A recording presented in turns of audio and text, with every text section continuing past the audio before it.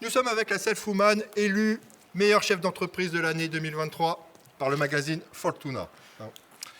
Donc c'est ici, à Clamecy, que vous produisez toutes vos linogravures à travers le monde.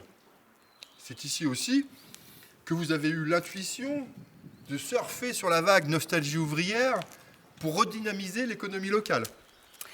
Effectivement, tout est parti d'un projet social. L'idée, c'était de valoriser une pratique loisir basée sur une technique ancestrale d'impression, la linogravure. Et j'ai tout de suite saisi l'aspect épicurien de la démarche, je veux dire le plaisir qu'a le bénévole à reproduire des motifs à l'infini. Ah, on y est.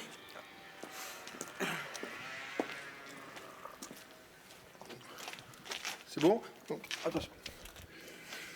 Nous sommes devant une de vos unités de production. Ça ressemble à une maison un peu quelconque. Mais c'est ici, et dans les autres maisons de Clamecy, que réside le secret de vos fabrications. Oui, et je profite de cette visite d'inspection pour amener la prochaine commande aux bénévoles, pour qu'ils puissent développer son art.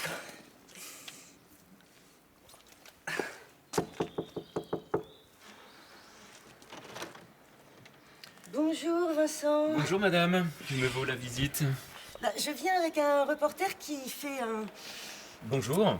un documentaire sur ta démarche artistique. Et puis j'en profite pour t'apporter la prochaine commande. C'est la clé à molette, page 504. Il m'en faut 10 000 exemplaires en A4. Très bien, entrez. Mais il vous les faut pour quand? Le client les veut pour dans 5 jours. Tu le laisses filmer ici? Oui, bien sûr, 5 jours, ça va être tendu. Hein. J'ai quand même la dernière commande du prince saoudien, 15 000 exemplaires. Je vous en prie, entrez madame. On ne vous dérangera pas, hein, c'est le sujet du documentaire. T'arrêtes pas pour nous, je m'occupe de la visite. Par contre, tu peux te mettre au motif du nouveau client parce qu'il voudrait un échantillon. Très bien madame. C'est cosy hein, ici, hein, bravo. Hein. Vous voyez, la plupart des Français ignorent leur potentiel de production. Mon entreprise ne sert qu'à le sublimer. On peut considérer que beaucoup d'usines sont délocalisées, mais le goût pour le travail perdure. Il n'y a qu'à voir le service du DIY, le do-it-yourself, et franchement, mon seul mérite, c'est juste d'être un peu visionnaire. Vous êtes modeste. Hein. Votre idée vous a rapporté des millions et le soutien de nombreux politiques. Mais que répondez-vous à vos détracteurs qui vous accusent d'exploiter le sentiment de nostalgie?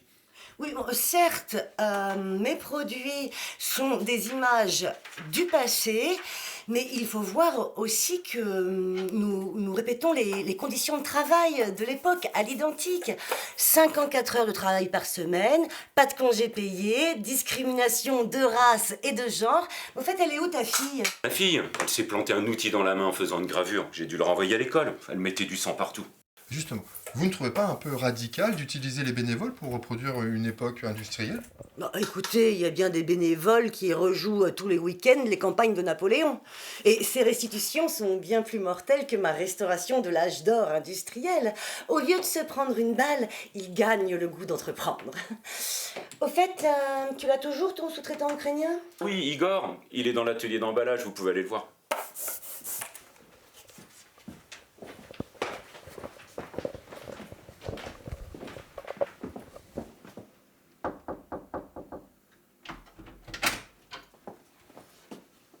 Igor! Ça va, Igor? Rendez-moi mon jambe! Voyez la noblesse de l'esprit français. Malgré la difficulté de trouver un emploi, le peu d'activité qu'ils ont, ils la partagent avec un étranger plus malheureux qu'eux.